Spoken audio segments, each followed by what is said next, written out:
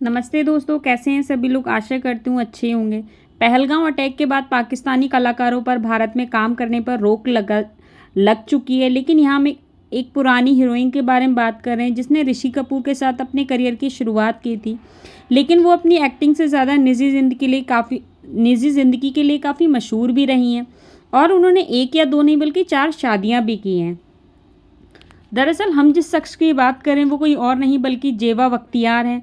वो एक पाकिस्तानी अभिनेत्री हैं जिन्होंने साल 1991 में आई फिल्म हीना में अपने किरदार से लाखों लोगों को मंत्रमुग्ध कर दिया था। ऋषि कपूर के साथ इस फिल्म का निर्माण और निर्देशन राज कपूर के बेटे रणधीर कपूर ने किया था।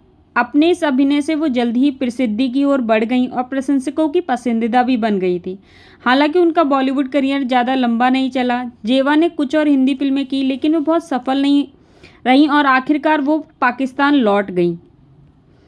जेबा अपने देश वापस चली गई, वहाँ एक लोकप्रिय स्टार भी बन गई। उन्होंने वहाँ फिर से फिल्म और टीवी उद्योग में काम करना शुरू किया, जिससे अंततः वे पाकिस्तान में सबसे सम्मानित सितारों में से भी एक बन गई थी।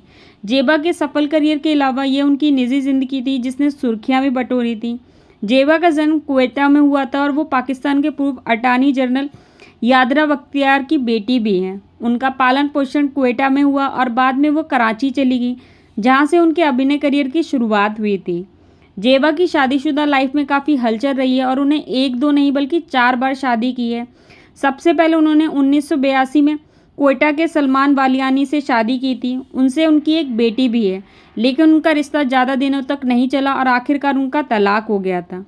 उनकी दूसरी शादी 1989 में मशहूर बॉलीवुड एक्टर और कॉमेडियन जावेद जाफरी से हुई, जिसने काफ़ी चर्चा भी बटोरी थी। और शुरुआत में जेबा ने भी शादी से इनकार किया, लेकिन जावेद जाफरी ने उनके मैरिज सर्टिफिकेट को उजागर कर दिया, जिससे उनकी शादी की पुष्टि हो गई थी।